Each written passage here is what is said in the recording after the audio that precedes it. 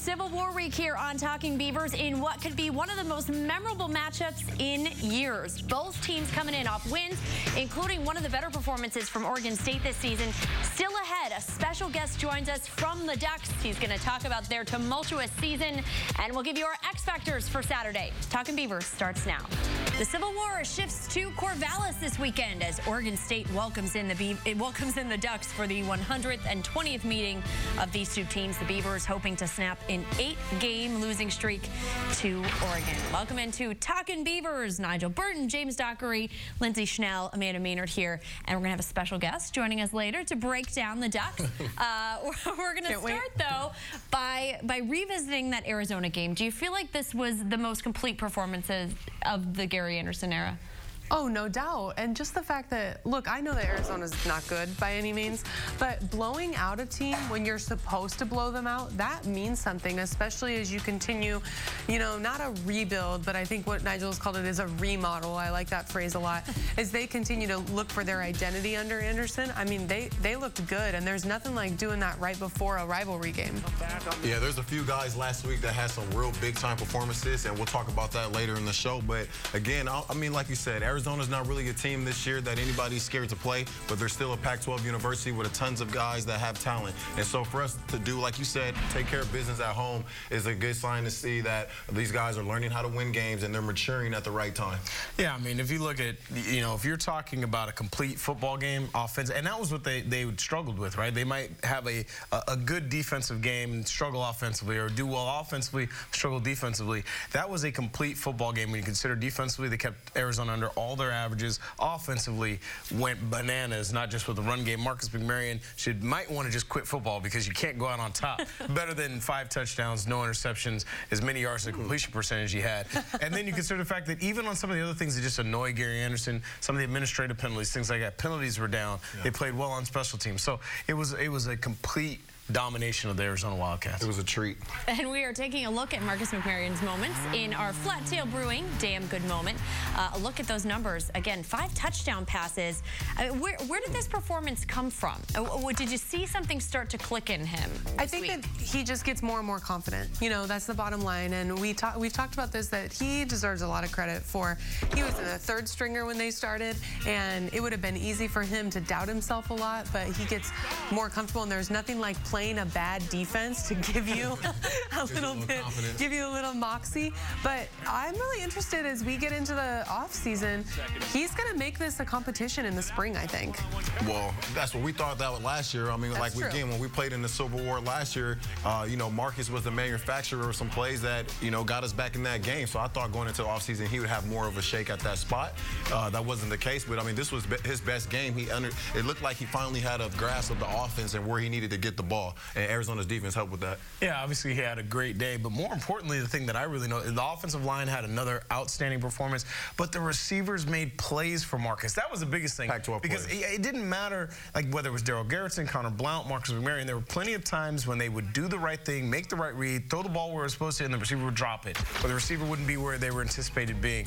That was one of the few games, probably one of the first games all season, that the receivers not only were where they were supposed to be and made catches they were supposed to, but even made some catches that were ooh-wee plays, that were those plays where diving touchdowns by Timmy Hernandez. Jordan Villeman showed up, you know, from where'd he go for a year. So I mean, those are the things that were really encouraging. Was he got help, and that's what he needed to have a day like that, is to have help. You know, on that note, I have to say that one of the things I noticed is people who are really, really excited on the sideline, Brent Brennan and Dave Baldwin, the receivers coaches, you know, they have been waiting for this. And I've said on this show multiple times that I have so much respect for Coach Brennan, what he has done, you know, coaching Wheaton, Cooks, James Rogers. So I think that everyone had wondered what happened to the receiving corps for them to come back. Big affirmation for the coaches, too, in my opinion. I know one huge surprise that no one expected to be saying anything positive about is Jordan Villeman finally stepping up, particularly you, Nigel.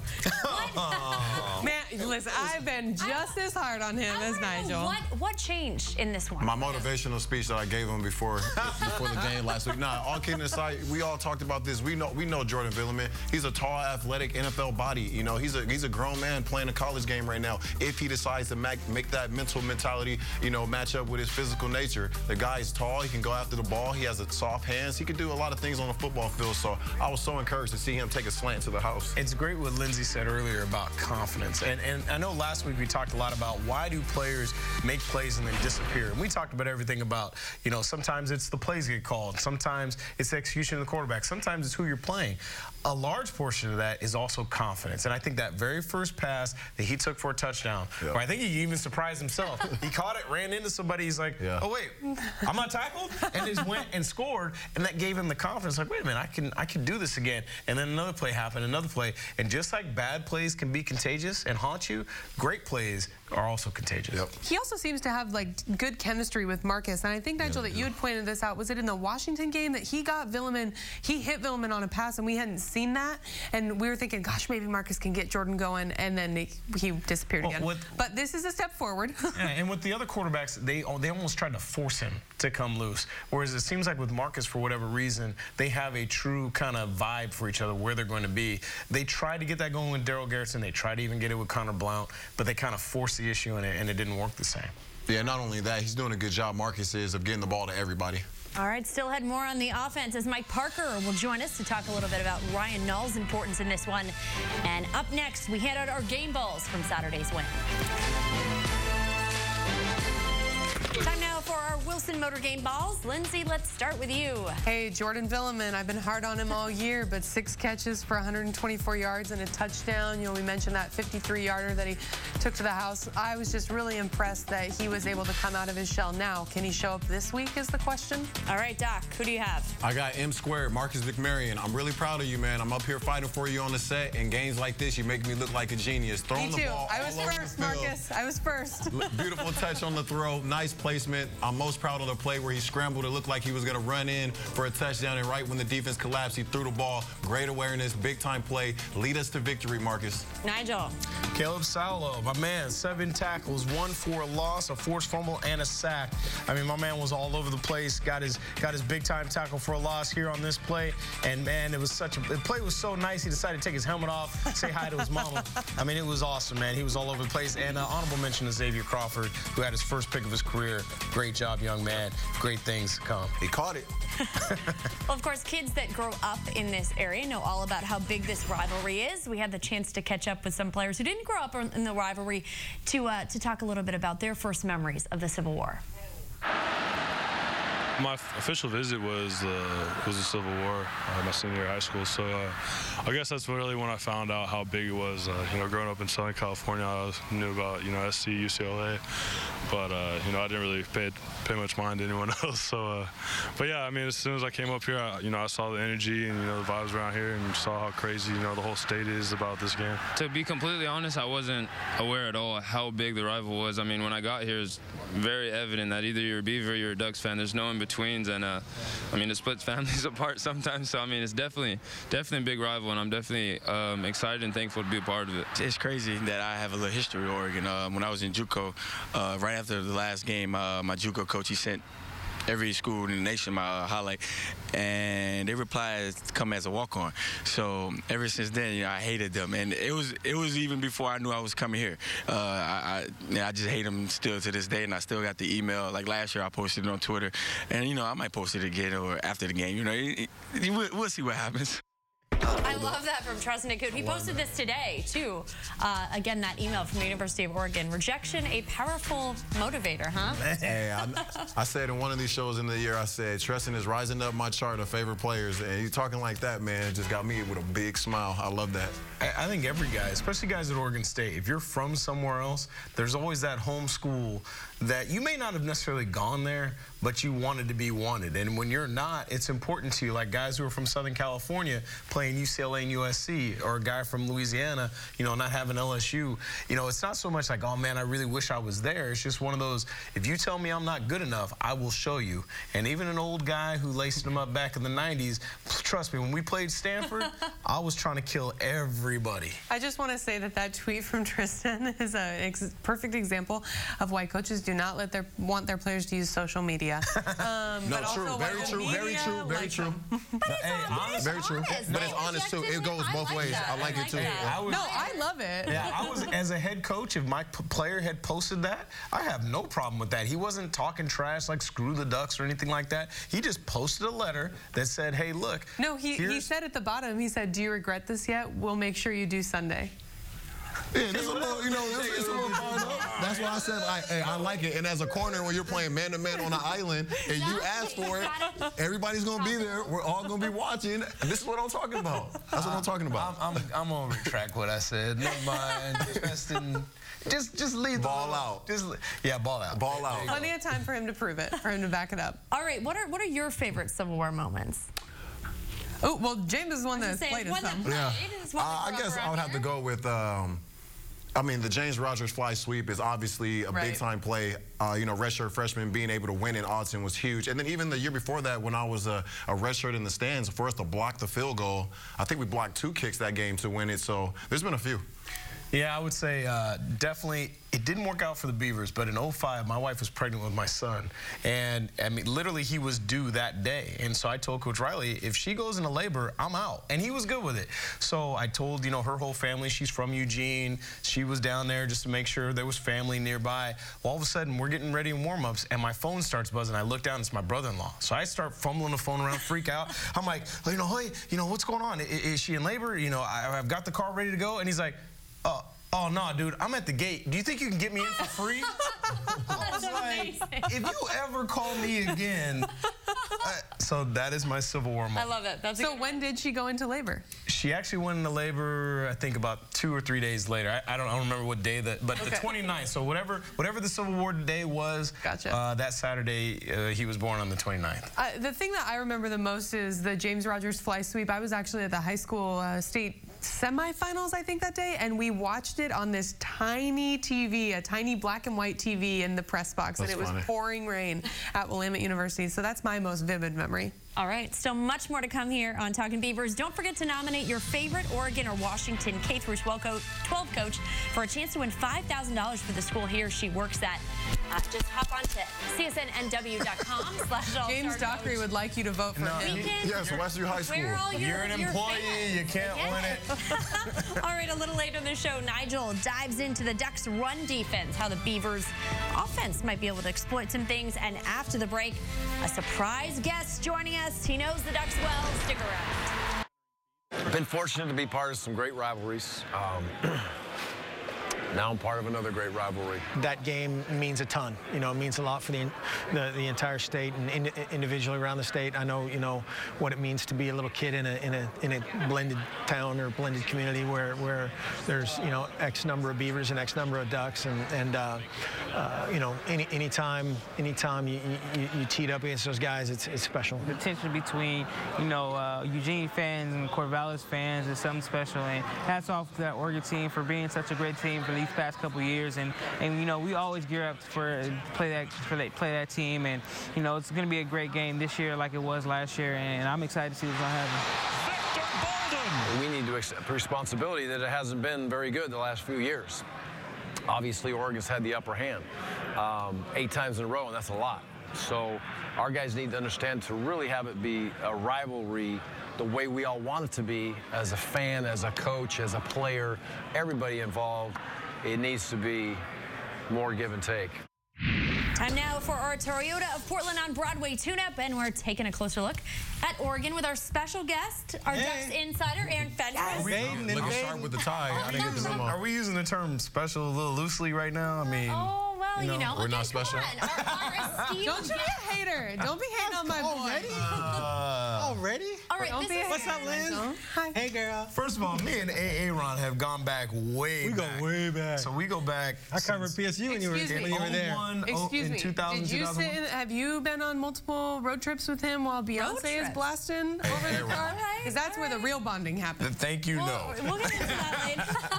All right, Aaron, I mean, this has obviously been a very strange year for Oregon. But coming off that Utah win, I mean, how good are they? Are they good? Are they not good? You know, they played very well in that game. This is still a very young and battered team. I'm not going to call them good because I've watched them get their butts handed to them by Washington, USC, and Stanford. The Stanford game was just an abomination. Clearly, they may have slightly turned the corner. I'm just not believing they're going down the street of respectability just yet. If they beat OSU, I'll give them some credit for that. There's a lot of talent on this team. They're just really, really young. Yeah, I mean, I think you took the words right out of my mouth. This is a very talented team. It's a very young team. It's a very mistake-prone team. And it's also a pretty dangerous team because when they're on and clicking, they can beat and play with anybody. But it takes them a while to get on and clicking because they're so young. I mean, they got 6 underclassmen on each side of the ball that are starting. And when you look at offensively, you've got 6 freshmen or sophomores starting on an offense that's #1 in rush offense, that's #3 in scoring, that's #4 in total. I mean, Isn't everyone on the offensive line a redshirt freshman right except now? for one. 4. Cameron Hunt's a senior, yeah. 4 redshirt freshmen. I think there's only one of the freshmen in the conference starting on the offensive line. So out of 60 offensive linemen starting, 4 belong. Only 5 are freshmen and 4 belong to Oregon. I think there's been a lot of talk about a fractured locker room. Is that the case now? What did the Utah game do for that? My take on that whole thing has been that, and I think these guys will vouch for this, when you go out and recruit a bunch of guys who think they're the shiznit when they get to Oregon, because of what Oregon's done in the past, they think, oh, I'm coming to Oregon, I must be great. And then they get here and they're young and they're losing. The first thing they do is they're gonna point fingers. Like, not my fault. I'm the bomb. I got mine. I did my job. So that was what was going on early on. And that's why some guys like Cameron Hunt and other guys were saying there's guys in our team who just don't get it. But everyone says to a man that I've talked to that Mark Helfrich was able to, and other players were able to bonk some kids on the head and bring them back in the fold and say, hey, look, none of us have done anything on this team. We have to work hard to get better. So I don't believe it was necessarily fractured. I just think there was some minute attitude problems here and there that they reeled in. I think this team has definitely come together. The fact that they went to Utah and won, if they had just made it close, I would have been impressed. But after what happened at Stanford, for them to rally and win at Utah showed me that that team has not quit. That team has grown up a lot, and Helfrich still has that locker room. Yeah, it's one of those things where, you know how winning can cure everything? Losing can also be that thing where, I mean, there's guys who are like, look, if we're losing and I'm not playing, hey, coach, I can screw up just as bad as he can. I mean, he ain't covering anybody. I can not cover somebody just as well as he can. Right. And so that's where a lot of that, you know, can happen, and winning can cure a lot of that stuff. Okay, so speaking of Helfrich, is he on the hot seat? Did Utah save his job? What do we think? He's absolutely on the hot seat. Should he be on the hot seat, I think, is a better question. And is he gone already? I like to think that Utah can save his job. If he loses to Oregon State there, and he's in big trouble, though. I mean, they've won 8 in a row. You know, a friend of mine is saying it would be the gnaw in the Helfrich coffin, which is a terrible but true pun. I mean, he's the one that's there. All right, here's the deal. So after the Washington loss, when Rob Mullins was on a campus radio show, and he refused to meet with the media, he just was on a campus radio show, and he was asked sort of in general terms about Helfrich. He didn't come out and say Helfrich is our guy moving forward, et cetera, et cetera. So clearly at that moment you knew that it was a possibility that Helfrich could get fired. Otherwise he would have said he's not going to get fired. Now the people I talked to within the program anonymously said, look, we don't know what's going to happen in the last 7 weeks of the season. If we lose 70-21 every week from here on out, yeah, he's probably going to get fired. But there's so many factors that they were looking at. One, you know, the record, obviously one of them, but how does the team look? Is there room for growth and potential? Is it a young team? Can you make that excuse? And those people out there who were saying he's done or on the hot seat, they're basically making up based on their own sensibilities. Now, one person has reported that any source has ever said anonymously or on the record that he's on the way out. So it's all fabricated to this point. I don't believe they're going to spend $11 million to fire him and his entire staff after one bad losing season, 2 years removed from the national championship game. That means if you had a baby that night, that kid's still in pull-ups. You're going to fire these guys after one bad season when some of these guys have been here 10, 20, 30, 40 years? Doesn't make any sense. I know we're going to go to break, but one thing that's important to realize, too, is, you know, a lot has been made of that it's, you know, recruits and things like that. The year they won, the year before they won the national title, when Chip Kelly left, the recruits you signed, the recruits that were signed that year, they're not really his. They're still, 85% of those guys were committed well before Chip Kelly decided he was going to go. Exactly. So the guys that are really his are just the last 2 seasons. Right. And if you look, you got guys like Ugo Amadi who have beaten out some Kelly guys. You've got a lot of Helfrich guys have beaten out Kelly guys, even though they're only freshmen and sophomores. Exactly. That should let you know that 1, stars are relevant, and 2, they're recruiting really well to their system. All right, more to come with Aaron, but right now, James is getting you ready for the game at the OSU Beaver store.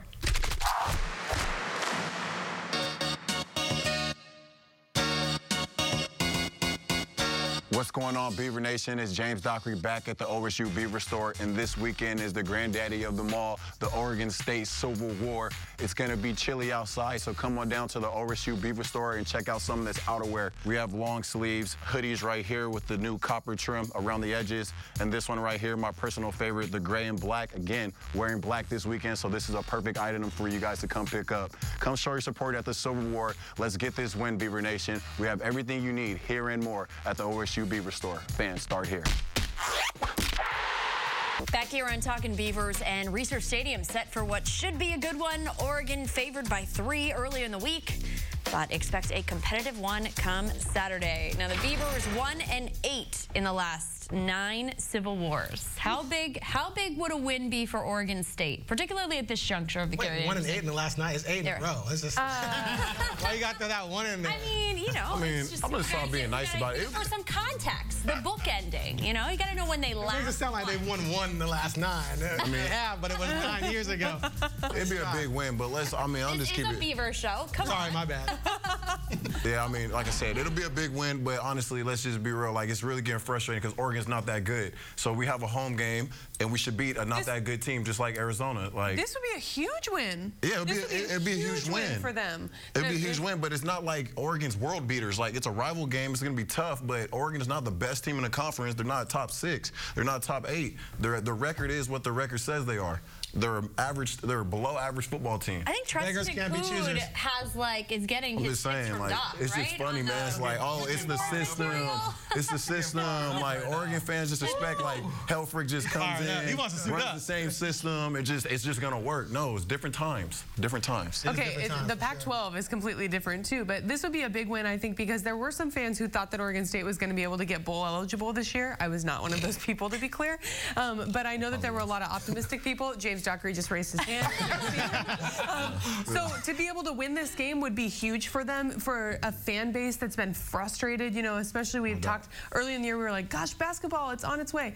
The basketball team doesn't look very good right now, so this type of win, especially going into the off season, this would give guys a lot of motivation. One, it's about 2 things. One, it's about recruiting. You're already seeing recruits right now choose to go to Oregon State over Oregon. Yep. And when I was there back in 03 to 07, that happened, and it happened a lot. Patrick Chung begged to come to Oregon State over Oregon. So those things happened, and then all of a sudden they disappeared when the dominance started. So that's the thing. That's the thing. Beg, trust me. You guys said no. Why? Because somebody wouldn't pull the trigger, and I almost got in a fight over it, but we can tell different story, different show. Okay.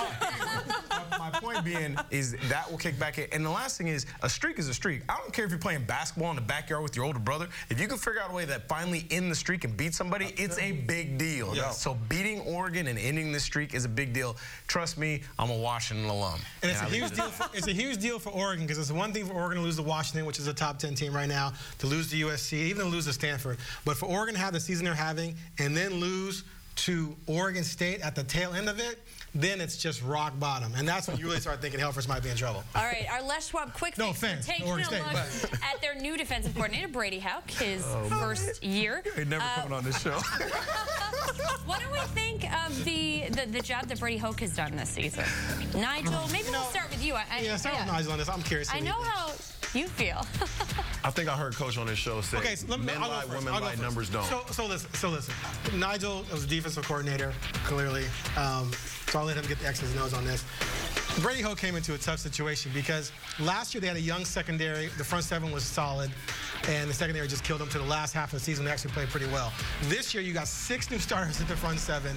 Henry Manu, the only returning starter, and they knew. I could tell when I looked in his eyes and Ron Aiken, the defensive line coach's eyes, during fall camp, that they were in trouble up front, that they did not have the horses, because Ron Aiken kept saying, we got to be able to stop the run, basically saying, I don't think we can stop the run. And you kept hearing reports from scrimmages that Kenai Benoit and Taj Griffin and Tony Brooks-James were just breaking off these mammoth runs on the defense. So they knew coming in they had some trouble. So from a personnel standpoint, I don't think they had the horses to get it done. But where they are, like ranked like 180th out of 128 teams on defense, is just abysmal. Break it down, Nigel. Look, here's the thing. It's tough because having been a coach and having been through tough seasons, you don't ever want to point the finger. And I get that. And it's hard for me, but it was really, really hard to watch some of the stuff that they were doing, because you can sit there and blame it on youth, but this is still college football, right? True. So in college football, you're going to get plenty of seasons where you've got to replace 6 starters. That's irrelevant to the process. If you can't figure out, and of all the defenses, a 4-3 is much simpler. If you can't get that taught, and more importantly, the thing that blew my mind was how many veteran players, guys like Henry Mondo, guys who've been through the wars, doing some of the craziest things I've ever seen on film, things that made no sense. I don't know what they were being told, and it made me lose my mind. And so, yeah, how is he done? I don't know, read between the lines, but you know, it's one of those things that it did. It frustrated me because I heard all the excuses about talent, and I didn't buy it when I saw the way the guys were actually performing. All right, still ahead. Friends normally, foes for our purposes tonight. Lindsay and Fentress. I pity the fool. Number 1. I pity the fool. What would a win in this game do for your program? Oh, it'd be huge. It's something that's happened. It hasn't happened for a long time now, number 1. And none of our kids have been through it. They've never felt that victory, and had the opportunity in the past to be a coach and break one of those strings, and a couple of those strings, actually. It's a great feeling as a coach. It's got to be twice the feeling as a player. It'd be great for our fans to get this thing back to where it needs to be, because the bottom line, it does become an even more heated rivalry when there's give and take on both sides. And sure, a win would be a big step for us, and something that Beaver fans deserve. Don't miss Inside the Huddle after your Thanksgiving feast tomorrow for that interview, the full interview with Dwight and Gary Anderson, that airs Thursday at 9 p.m. Back here on Talking Beavers, and our insiders, our Talkin Beavers insiders, are going head-to-head to discuss who's going to win this one and why. We've got 3 topics for you. Wait, you think they're going to win? Yeah, I think they're going to win. I've been saying it for a month. All right, guys, we are starting with the big picture in the trenches. Beavers' offensive line is better than the Ducks' defensive line. Yeah. True or false? Lindsay, we'll start with you. Absolutely true. Have you watched this Oregon State offensive line? They have improved all year long. Really impressive. Managed to move the ball on Utah 197 yards, Washington 177 yards. Those are the 2 best rushing defenses in the conference. Oh, and they moved the ball reasonably well against Washington State too. The Ducks, meanwhile, not good at stopping the run, Aaron. Not even a little bit. Did you watch the Utah game, though? They showed up against Utah. Jimmy Swain's playing the best football of his career at linebacker. Johnny Reagan, who was thought to be out of the year, is back. He's playing well. And Troy Dodd, that guy's going to win Defensive Player of the Year someday in the Pac-12. I'm calling that right now. The D-line, they got a freshman up there, Wayne Kirby, who's been killing it as a run stuffer kind of sort of guy. And their pass rush has improved a great deal. They're going to do the job against Oregon State. Do you really believe any of that nonsense that you just said? Hell no. Listen. Okay. They started the season. Their top 3 defensive tackles were Rex Manu, who just got hurt against Utah, Austin Malawatu, who's out for the season because he's a knucklehead and got in trouble with the police, and then Carlberg, who's also out for the season. That's your best 3 defensive tackles. They're playing defensive ends at defensive tackle right now. The linebackers have improved, but if Oregon State runs straight ahead these guys, they're going to push them off the ball, and Null's going to go for about 2 bills. Ryan Null, the Null and Helfrich is Coffin. I can 204. For people that talk concede, Aaron Fentress has never said Aaron Fentress has never said I concede on anything. This is a monumental moment. All right, your time's up for that one. I'm about to crush you now, Moving on. Justin Herbert versus the Oregon State secondary. Okay, here's the game right here. Justin Herbert is a future Heisman candidate. 18 touchdown passes. That is bold. 18 touchdown passes, 4 interceptions.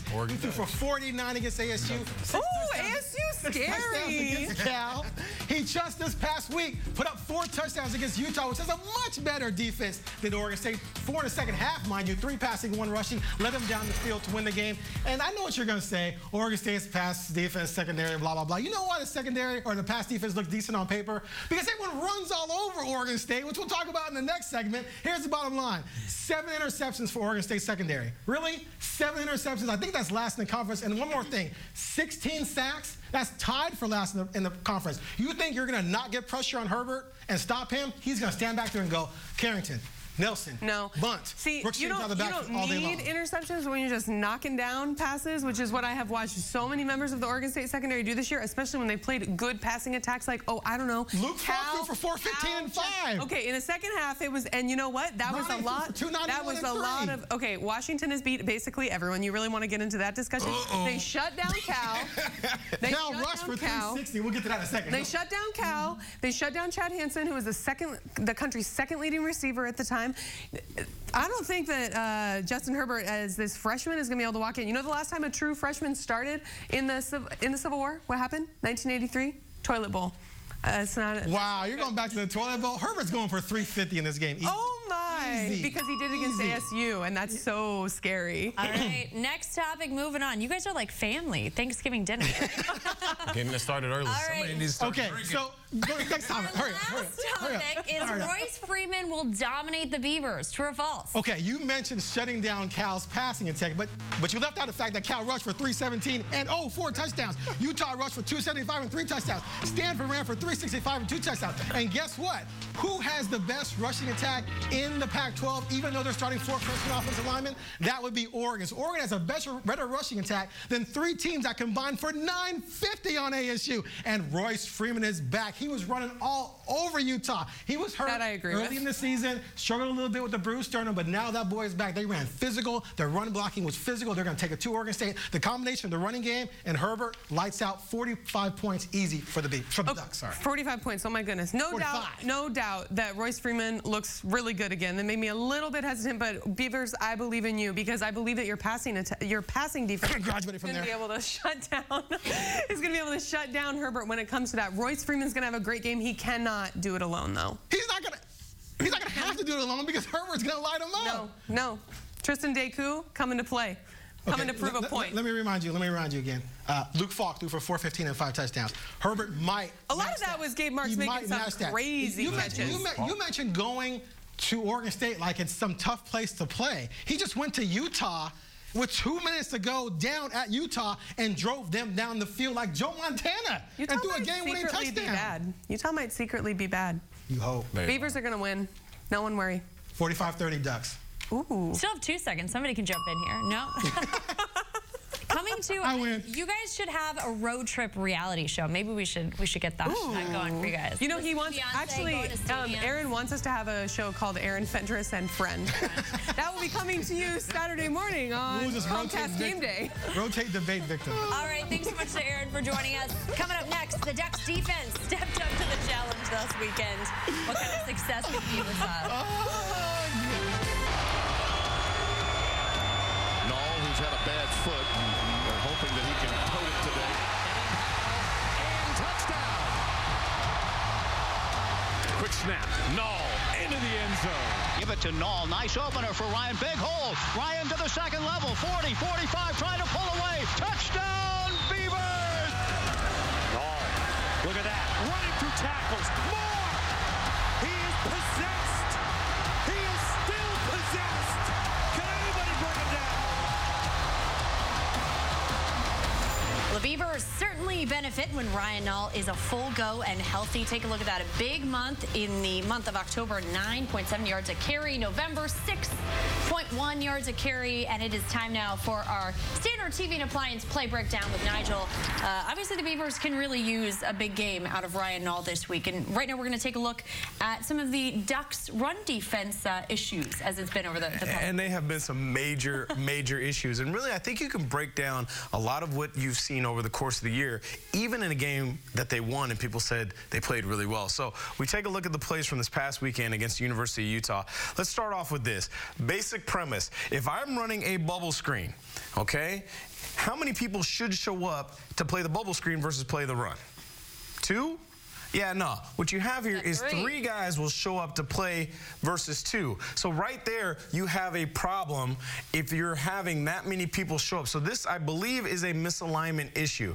Then we talked about the read zone, Amanda. What's the key to the read zone? Create some double teams in there. Create as many double teams as you can. So if these 3 are already out of the equation, and you're going to have the tight end lead up and block here, we're going to leave the in man on the line of scrimmage, right, unblocked. We're going to create a double team and climb time, create a double team, there's literally nobody left to block. That is a problem. That is also the worst question mark I've ever made in my life. But as you can see, it all leads to big-time problems, and Joe Williams goes absolutely crazy. There's not enough guys in the box. There's a misalignment issue, and they've had other problems. Now, here's one of their other plays. First touchdown of the game. Now, as we pause this thing, you're going to see another thing that the Ducks have really struggled with is tackling in the open field, and their effort has been called into question. So, obviously, we all remember he's going to make some guys get embarrassed, but I want you to watch all these guys here and their effort running to the football. And what you'll see is the thing that has made Duck fans really question the overall effort as guys are missing. And watch these guys as they're chasing down.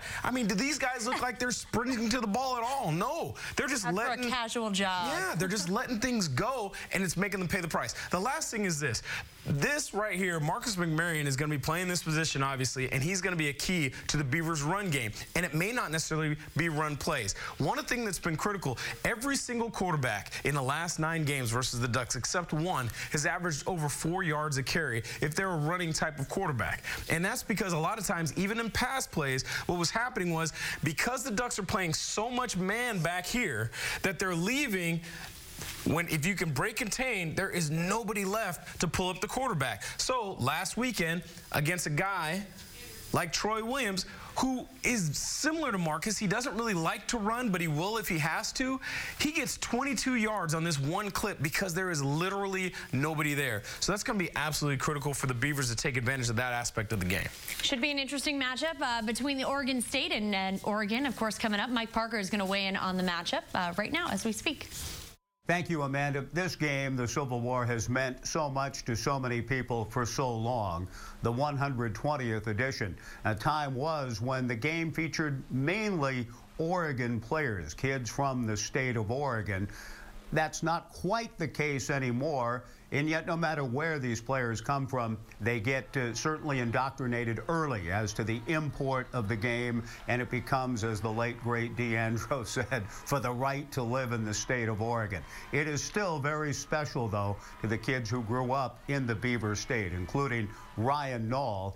And Ryan, of course, had his huge breakout game last year in Eugene and nearly helped the Beavers come all the way back and win that. Ryan bust one for 66 yards. He rushed for 174 in the game.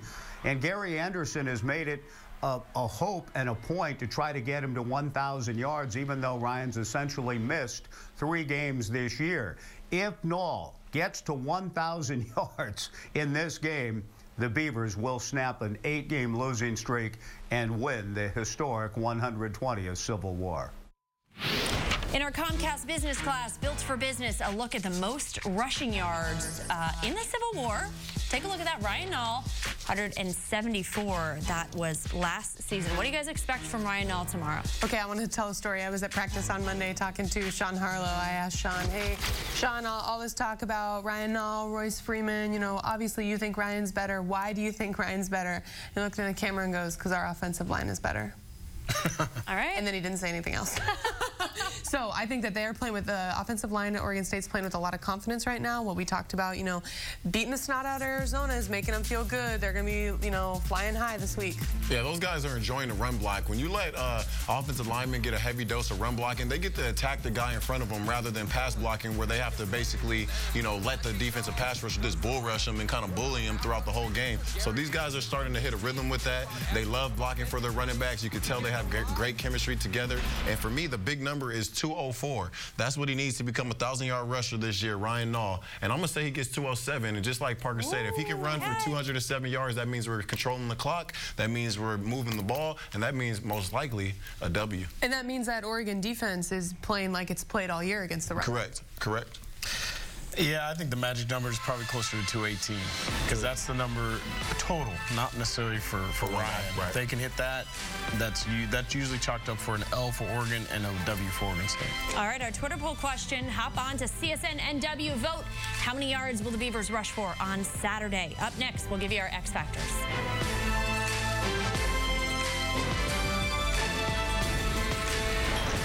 And, of course, we have you covered for Beavers coverage throughout the week, starting with Inside the Huddle Thursday at 9 p.m. Of course, we'll be back here. #Beavers football on Friday, and CSN Game Day will get you ready for the game. Big Civil War game. I'll be there with Fentress, Aaron Fentress and friend. All right. If you want more of this, that's what you're going to get there. Of course, sometimes we make some pretty ridiculous prognostications here. And Nigel happened to make a really great one on last week's #Beavers football. Ridiculous. So let's take a listen. We need a downfield threat, and Villman has been that guy in the past, and we need him to be that tomorrow. Well, yeah, I'll be honest with you. On my radio show, 6 to 9 in the mornings on Rip City Radio with Dan Sheldon, we have a little bit of a pick 'em bet. And a lot of times whoever loses the bet has to do something embarrassing or whatever. I will do an embarrassing thing if somehow Jordan Villman steps up and replaces Seth Collins' numbers, because we haven't seen it all season. You can hold on. Come up with something. We did a pie in the face. I'll do all of that if Jordan Villman steps up. I don't see it happening. Pie in the face. Pie in the face. Pie in the face. I'll do all that if Jordan Villman steps up. I don't see it happening. That is hilarious. And he did. That's hilarious. So we'd like to. That's why he stepped up. Send in the pies. This dude hadn't done a thing. That's what we asked. Our special guest. The whole year, the dude ain't done Get him, Vince. Get him. Wind it up. Strike. Get it. Get it. Hey. One for the head. One for the head. I hope that this really happened. That's not dry clean only.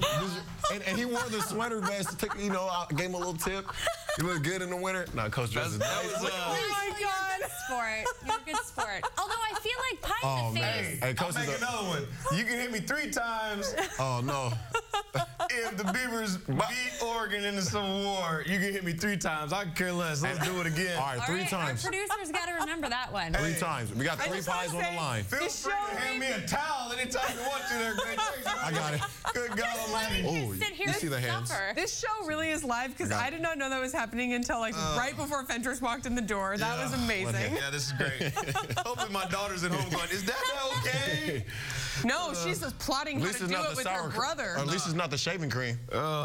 Is that worse than whipped cream? Is shaving cream really worse? At least the whipped cream, that was actually pretty good, get a little taste of Thanksgiving. Yeah, the shaving cream will burn your eyes off. The best was nobody wanted to hit me in the face, and as soon as I found out Fentress was still here, I was like, oh, God. Yeah, you know he was going to do it. I was like, oh, I already know who's I didn't want to run gassers after practice. All right. I'm good. Lindsay, give us your X Factor. Okay, Ryan. And if you're wrong, we're going to make you do something terrible next week. Oh, gosh. Just kidding. Ryan Knoll, Art Pierce, I'm counting on you, as is all of Oregon State's roster, fans, everyone that's going to be in Reeser. I think that they have got to run the ball. I think it's going to come down to these 2 guys. All right, Doc. I got Marcus McMarion and the offensive coordinator, or Kevin Clune, sorry, the defensive coordinator. Marcus McMarion, take care of the ball, throw dimes like you did last week. Defensive coordinator, let's figure out a way to stop the run, and let's get a W. All right, Nigel. I'm pretty sure I got whipped cream in my eyeball right now. Like, I got a big old blur over my left eye. By the way, do not hit me 3 times because the Beavers are going to win, so I take it back. I know it's going to happen. Xavier Coleman, Tristan Deku, just hold it down on the outside, man. Beavers win. Have a great night, everybody. Happy Thanksgiving. I legitimately 3 pies on the line. I legitimately cannot see right now.